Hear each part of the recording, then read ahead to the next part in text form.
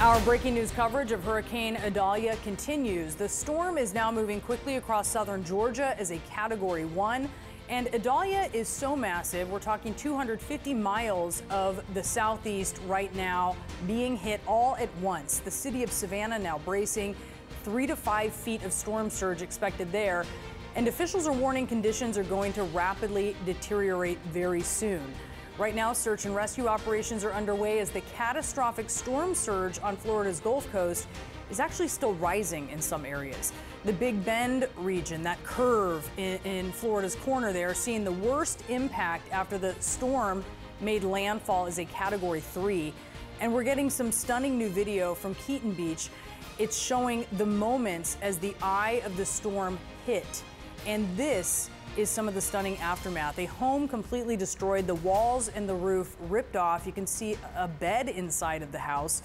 Florida officials say 2 people were killed in 2 separate car accidents during severe storm conditions as well. And in Perry, Florida, as the storm hit, winds topped 120 miles per hour. This woman caught the moment a tree fell right on her home. Have a listen. Oh my gosh. No! Oh. It's okay, it's okay, it's okay, it's okay.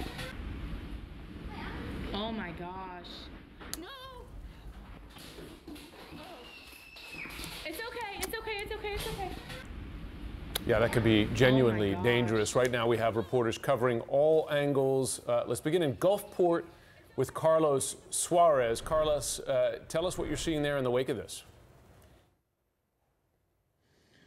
Yeah, so we're about a half-hour drive outside of the Tampa Bay area. We have been trying to get to this part of Pinellas County the entire morning, but we were unable to cross over from the Tampa Bay area because the bridges have been closed. One bridge has reopened, and so we were able to get out to Gulfport. As you can see around me, this is what it looks like to be in this part of Pinellas County right now.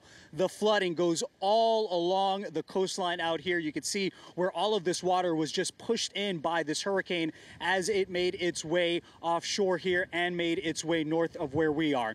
I spoke with Gulfport's mayor earlier today. He told me that right now the city didn't see a whole lot of wind damage, but they are still trying to figure out exactly what the flooding situation is going to look like over the next couple of hours, because all of this water right now is basically sitting here. You still have high tide, which is about to move in around 2:30 in the Tampa Bay area, and then we still have several more hours. More rain has started to move in, and so as you can imagine, crews, emergency officials out here tell us that until some of this water recedes, they're really not going to be able to get a true grasp of just how much flooding damage is out here.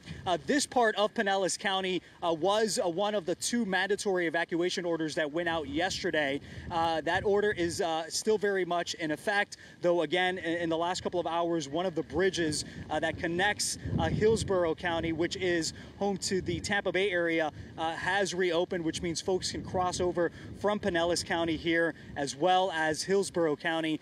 But guys, as you can see, the folks out here are still dealing with all of this flooding. It'll be several more hours before some of this water eventually recedes. I don't know if Jerry, if you can go to your right here, you can see kind of what we've been taking a look at all the way at the far end there.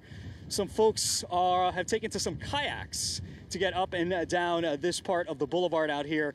To give you a sense of where we are, this is a pretty popular touristy part of town of Gulfport. It's lined by a bunch of businesses, restaurants, and bars. A lot of these places, of course, closed yesterday in anticipation of this storm. But guys, as you can see here behind me, the folks out here are still very much waiting to dry out. Guys? Yeah, just the kind of surge and flooding folks were warning about in advance of this. Let's go to CNN's Brian Todd. He is in Tallahassee, Florida, right in the crosshairs of this. What have you seen in the wake?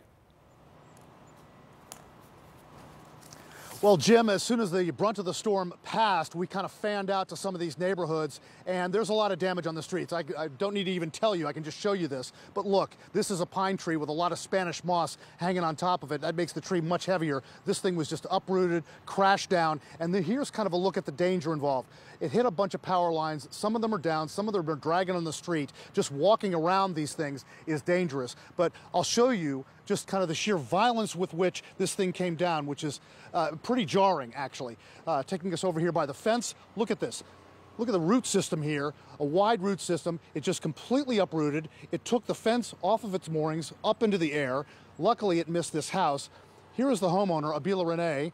Abila, this happened a few hours ago. Can you tell us, let me swing around here, sorry. Can you tell us kind of what did you see, what did you hear when this happened? Well, we didn't really hear anything. There was a lot of wind and debris probably flying on the outside. But, you know, we came out and we looked because the power was gone.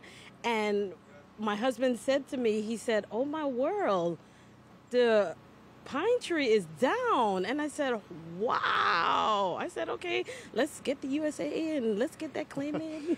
Well, you have an amazingly positive and cheery attitude. How do you look at this in the broader perspective of things? Look, it missed your house, right? And I'm grateful for life. So, you know, we kept in prayer and meditation, you know, and hoping for the best because at least we have life. And we're grateful for that. And you have your kids. One of your children lives with you. Yes, and she's safe, and my husband is safe, you know. There are people worse off, so I'm grateful. True. Well, thank you, Abila. It was really nice for you to talk to us, and good luck in getting all of this taken care of. Again, guys, you've got people over here assessing damage in their yard. There's some people down there. It's dangerous just to walk around here. Interestingly enough, Abila and her husband, Kervin, thought that I was the insurance claim adjuster when I first approached them a short time ago, and I'm sorry to disappoint them, but hopefully the adjuster is on their way. Yeah, we were talking to the Tallahassee mayor yesterday, and he was talking about all the trees there as being a risk factor. They were worried about some of them coming down on those high winds, just what we're seeing. I may call you the adjuster from now on when I see you in the Bureau, though, Brian Todd. I want to get now to Chad Myers at the CNN Weather Center. That's a big part of the story here, of course, is all the insurance claims and how some of those insurance companies are no longer going to be insuring some of these areas, or they've already pulled out. But Chad, you're taking a look at where this storm is continuing to track. Tell us what you have your eye on here. It is right now in southern Georgia, just moved over Valdosta, Georgia, near Vidalia, Georgia. You may have heard those onions at your supermarket. But still, for many people in western Florida, the wind is still coming off the water here. So this surge may not go down for a while. And if you are, at this point in time, still kind of getting to high tide, the water could still be going up. Now, the opposite of it is happening on this side, where Savannah, you're getting wind blown up the Savannah River. Same story up for the Cupper River. This is the storm itself right now, 80 miles per hour. Rarely do we ever get a hurricane in Georgia crossing state lines from Florida, but there you have it. And then back out here toward the east by Thursday, things really begin to calm down. This is still in some pretty warm air, not warm water, we're over land, but still there's a lot of warm air out here, a lot of humid air. This thing isn't winding down as fast as sometimes they do. There is the center of circulation right now, easier to find here, and you can also see some of the circulation. There is Valdosta. You got the eye. I don't think you could look up and see clear skies because the eye is kind of filled in, but you have that going for you. Awful lot of rainfall here, still some flooding going on, and I think that flash flooding will still be for many, many hours because it has rained so long. Also, back out there, power outages everywhere. It's going to take a long time to get some of these trees off the power lines and such. Rainfall up and down the East Coast could be up to 6 more inches. That will cause more flooding in the heaviest areas. So this is what we're dealing with today. We're not dealing with the Cat 4 anymore, but still, it still has its moments, and it's still going to have its problems for many people here across the Southeast.